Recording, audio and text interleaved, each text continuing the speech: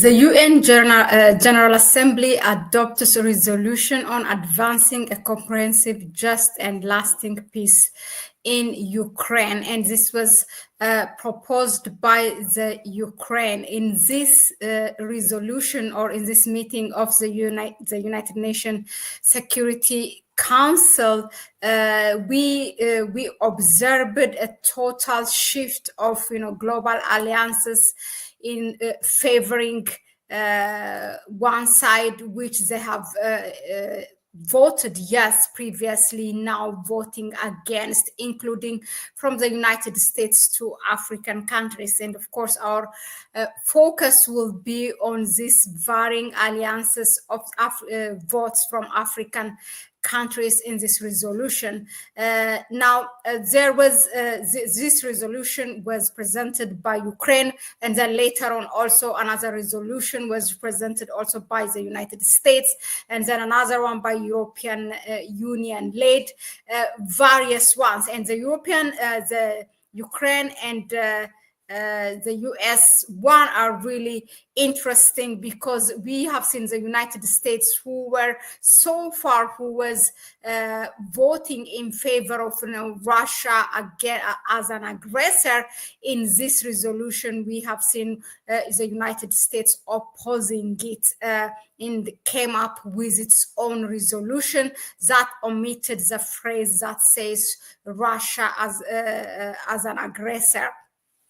This is really interesting. Now, this is how the vote looks like. And now, unpacking how the African votes, or the votes from African countries, looks like. This is what happened. Now, while some countries strongly identify with the resolution, others mark their opposition, illustrating the continent's diplomatic approach to the conflict. This is really interesting, because you see that the most that you expect that they might favor the resolution from Ukraine, you see them voting against or abstaining or totally absent also from the meeting. We will break it down in a minute for you. Now, the United Nations General Assembly adopted a resolution on Monday aimed at promoting a comprehensive, just, and lasting peace in Ukraine. But this revealed a gulf within the African continent in the face of this conflict, that has been going on since 2022.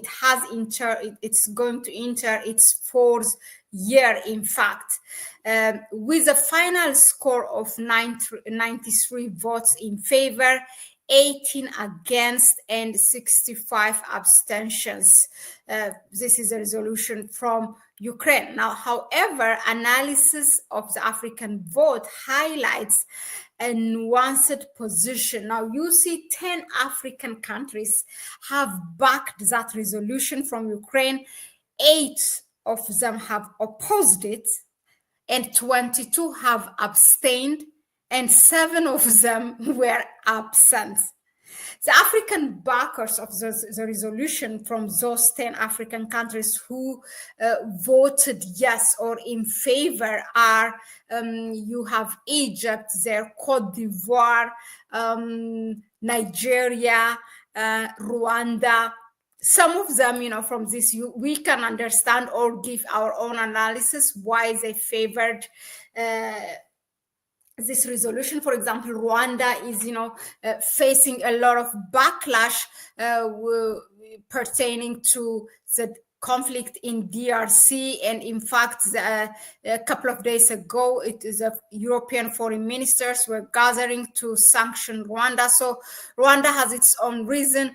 Cote d'Ivoire is Cote d'Ivoire. I mean, these are, countries which are completely serving, although they are independent countries, but just serving their previous colonial powers. Egypt, the same thing. Nigeria, led by Bola Tinubu, it's clear.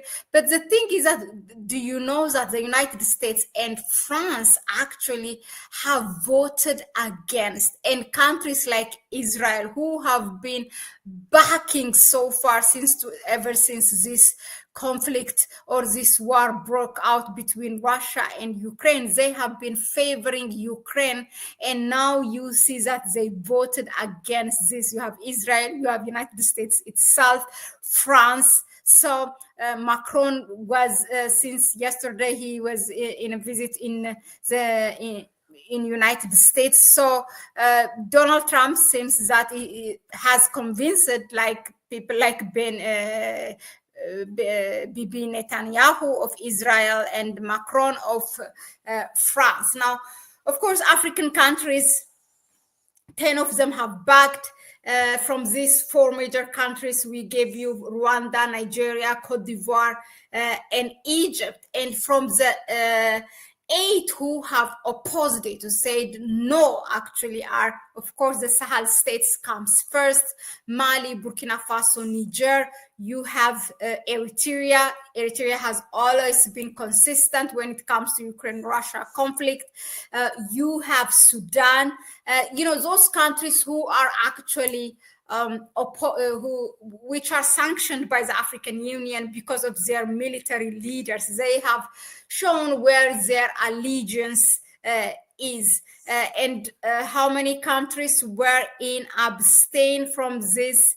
I think 22, 22 have abstained. I know that Ethiopia have abstained, and a lot of Southern African countries have also abstained, including South Africa itself, Algeria, for example.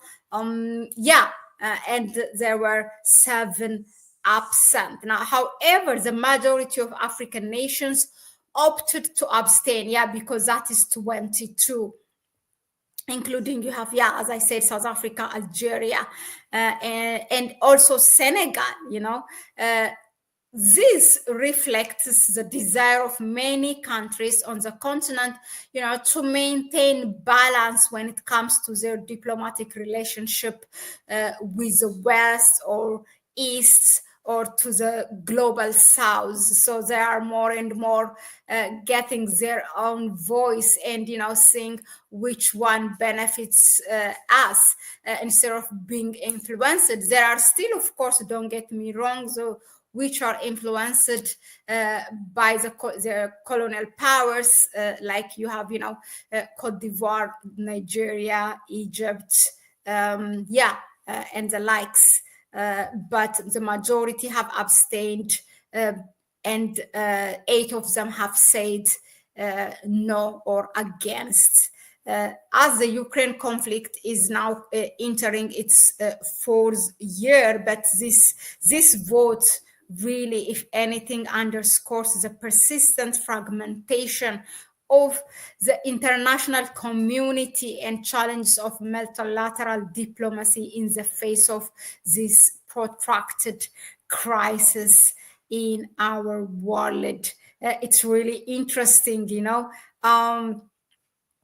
to see this votes changing from in the past 3, now close to 4 years. Let us know in the comment section, what do you think of this varying votes from Africa when it comes to the Ukraine-Russia war, and what do you say to those who have said no or voted against this, against the Ukraine resolution, or against, calling Russia as an aggressor.